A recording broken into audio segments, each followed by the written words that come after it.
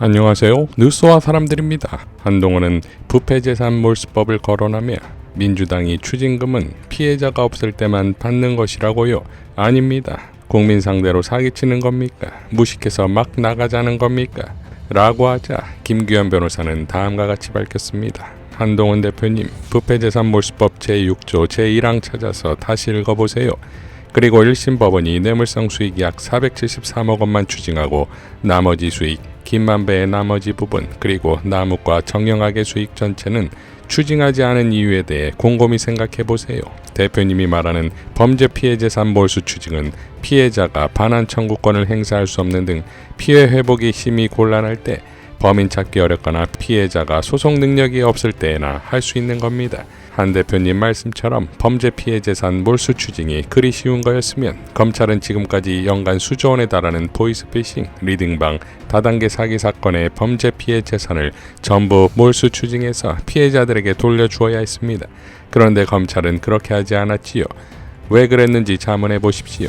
그래도 범죄 피해 재산을 몰수 추징해야 한다고 주장하시면 본인이 법무부 장관 시절 그렇게 하지 않은 것에 대해 반성하십시오. PS. 최근 장혜영 전 의원과 TV 토론하신 거 봤습니다. 자신 있으면 저랑도 한번 하시지요. 최상병 사건 때처럼 도망 다니지 마셔요. 라고 일갈했습니다. 그리고는 홍상훈 씨의 출연에 이렇게 발언했습니다. 그 몰수 추징 그거 관련해서 어떻게 검찰이나 보수 언론 쪽에서 공격을 하냐면은 이번에 1심 재판부에서 몰수 추징 할 수 있다고 판단을 내렸다. 그래서 받아서 그 피해자, 그러니까 성남도시개발공사죠. 여기다 주면 되는 거다. 그러면 그 판사는 몰수 추징할 수 있다고 판단했고 왜 몰수 추징 안 했대요? 이걸 제가 왜 하냐면 제가 범죄수익 환수 전담 검사를 했기 때문에 그래서 아는 거예요. 근데 이거 어려워요. 그리고 사실 아는 사람도 별로, 검사들 중에도 이거 다 아는 사람 별로 없어요. 왜냐면 한동훈 전 대표도 저거 갖고 좀 공격하거든요. 거기도 잘 몰라. 걔는 아무것도 몰라요. 걔는 아무것도 몰라요. 걔는. 우리 풀이 왜? 우리 판사 3명에서 721페이지 웬만한 전공서적 한 권을 쓰는 건데 그 안에서 악의적으로 사용하기 위한 목적의 문장을 뽑아낸다면 어떤 식으로든 뽑아낼 수 있다고 저는 봐요. 정말 그 긴 판결문의 맥락을 다 거세해버리고 자기가 필요한 몇 줄만 그냥 쓱 가져다가 인용하는 방식, 솔직하게 누구 말 맞다나 정말 비열한 인용 방식이라고 저는 표현하고 싶어요. 이런 방식으로 쓴 거지. 한동훈은 그래서 이 질문에 답해야 돼요. 왜 남욱 정영학은 추징 안 했어? 그렇죠. 이 질문에 한동훈이 답해야 돼요. 그러면 한동훈은 그럴 거예요. 제 사건입니까? 이럴 거예요. 답 못할 거예요. 자, 지금 검난을 일으키려는 친윤 떨거지 검사들의 행태가 빵 터지는 것, 이재명 정부라는 사태 파악을 전혀 하지 못했다는 것입니다. 대통령실 출입기자인 장윤성 기자는 권순표의 뉴스아이킥에서 이렇게 발언했습니다. 오히려 이번 일을 계기로 공직기강 확립의 기회로 삼을 것 같다.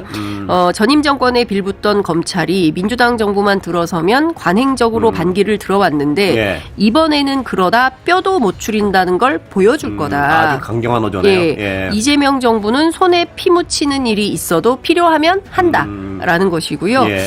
정성호 장관이 출근길에 이례적으로 30분간 확실한 입장을 전달한 것도 이번에는 결코 그냥 넘어가지 않겠다라는 걸 보여주는 것이다. 이런 해석이 나옵니다. 검찰개혁 끝났다? 이렇게 생각하면 그것은 큰 오산이다. 그러니까 어찌 보자면 게임으로 치면 대통령실에서 어떤 또 다른 차원의 반격에 준비를 하고 있나라는 생각이 좀 들었습니다. 이 대통령실의 의지도 그렇고요. 여당의 의지도 그렇고 또 국민들의 생각도 많이 바뀌었고 이번엔 쉽지 않을 거예요. 검찰이 이런 프레임으로 저항하기가. 자, 이러니 검난은 오히려 땡큐다 이겁니다. 김영민 의원은 이렇게 밝혔었지요. 조직이 없어지면 국가공무원법에 따라 심사위원회를 구성, 검사 수사관에 대한 직무 능력 등을 평가해야 한다. 제도개혁과 인적정산은 함께 가야 한다. 정치검사, 부패검사는 공직사회에서 추방시켜야 한다. 자, 그러니까 공수처가 중수청이 되면 검사들이 마지못해 이동한다는 것은 그들만의 착각인 것이며 새로운 조직에 맞게 모두 걸러내야 하는 것인데 지금 검난의 가담자들은 모두 아웃이다 이겁니다. 물론 내년까지 남아있지도 못하겠지만 말입니다. 김영민 의원은 또 이렇게 밝혔습니다. 사고치고 사퇴하려는 검사들 징계 사유 있으면 모두 징계받게 할 것입니다. 변호사 개업하고 정관 비리로 돈 버는 것 차단해야 합니다. 김영민 의원은 법사위회의가 종료된 후 회의실에서 다음과 같이 기자회견을 열고서 검난을 시도하는 친윤 검사들에게 이렇게 포효했습니다. 검사들, 검찰에게 분명하게 경고합니다. 대장동 사건을 집단적으로 조작했고 그것이 들통나려고 하니까 지금 집단적으로 항명하는 것입니다. 맞습니다.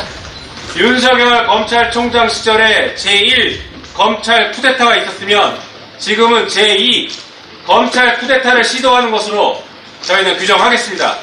그에 따라서 할 수 있는 가장 강력한 조치들을 취해 나가도록 하겠습니다. 검찰들에게 분명하게 경고합니다. 집단 항명 결코 용서하지 않을 것입니다.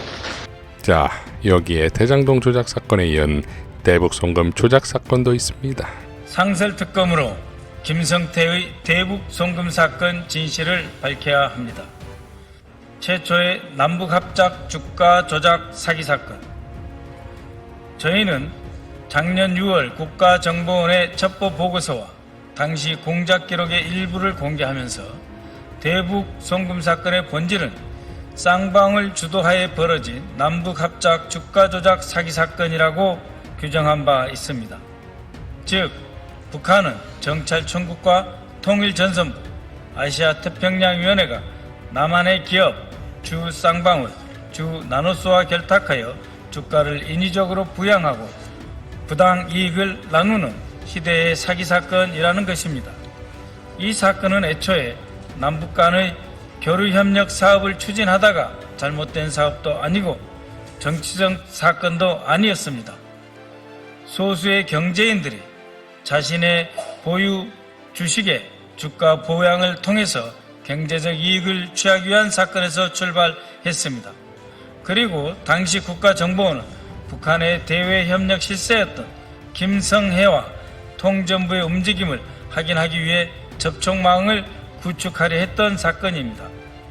2018년 9월 국가정보원은 이 같은 목적으로 아태평화교류협회, 이하 아태협이라 부르겠습니다.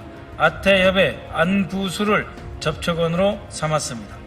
안부수는 당시 경기도 부지사였던 이화영을 연결해서 북한 통전부와 접촉을 시도했고 순전히 정보 수집이 목적이었습니다. 그러나 주 쌍방울의 실질적 사주 김성태가 등장하면서 사정은 급변했습니다. 김성태는 북한 인사들과 관계를 사업으로 전환시켜 이익을 편취하려 했고 국가정보원은 즉각 공작을 종료했습니다.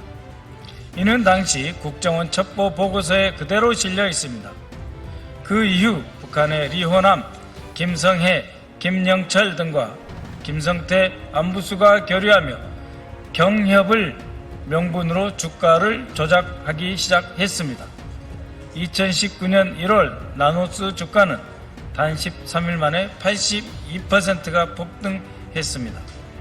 김성태와 안부수는 북한에 800만 달러를 송금하며 이익을 분배했습니다. 이 자금은 국제제재 위반이었고 이미 그 자체로 범죄였습니다. 이 모든 과정 어디에도 이재명 방북 대가라는 단어는 존재하지 않았습니다. 국정원 보고서 어디에도 이재명 경기도지사나 경기도청이 소위 대북 송금에 관여했다는 기록이 없습니다. 그 이후 선거법 재판으로 정치활동이 제약되자 방북 추진은 사실상 중단되었고 경기도가 추진하였던 스마트팜 사업권은 이미 2018년 말 아태협 안부수에게 넘어가 이재명 당시 경기도지사와는 연관성이 존재하지 않습니다. 이재명 지사는 당시 선거법 재판으로 신경 쓸래야 쓸 수도 없는 상황이었습니다. 그럼에도 불구하고 검찰은 이 사건을 야당 대표 이재명의 대북 방북 송금이다, 방북 대가 송금이라고 둔갑시켰습니다. 대북 송금 사건은 이미 정정의 영역을 넘어섰습니다. 이 사건은 검찰의 사건 조작의 대표적인 사건이 될 것입니다. 그렇기에 진실을 밝히는 것은 특정 인물의 방어가 아니라 민주주의와 사법정의의 복원의 기회가 될 것입니다. 상설특검제는 바로 이러한 상황을 위해 존재하고 있습니다. 기존의 검찰 수사가 증거도 없이 결론을 이미 만들고 거기에 수사를 짜맞추고 있으니 공정성이 이미 결여되어 있습니다. 또 쌍방울 대북 송금 사건으로 남북관계의 파탄, 교류협력 사업의 전면적 중단은 물론이고 이 사건으로 인해 제1야당의 대표에 대한 정치적 탄압을 시도했으니 중대한 공익성이 있다고 판단할 수 있습니다. 이에 즉각적이고도 이른 시일 내에 상설특검을 발의해야 합니다. 이번 특검의 수사 대상은 명확합니다. 윤석열 대통령의 국정원 감찰 조사권 인사 개입 여부, 대통령실 공직비서관실의 사법 개입 의혹, 검찰의 허위 진술 강요 및 공소장 조작 의혹, 쌍방울 김성태 안부수의 불법 대북 송금 및 주가 조작 실체 등입니다. 이 모든 것을 국민 앞에 낱낱이 밝히는 것이 상설특검의 의무가 될 것입니다. 이번 사건을 종합적이고 제대로 해결하기 위해서는 상설특검이 필요하다는 주장입니다.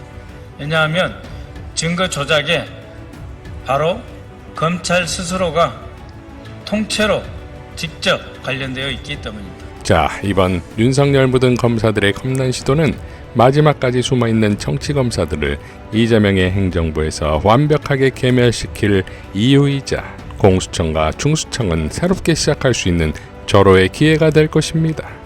이상 뉴스와 사람들이었습니다. 시청해 주셔서 감사드립니다.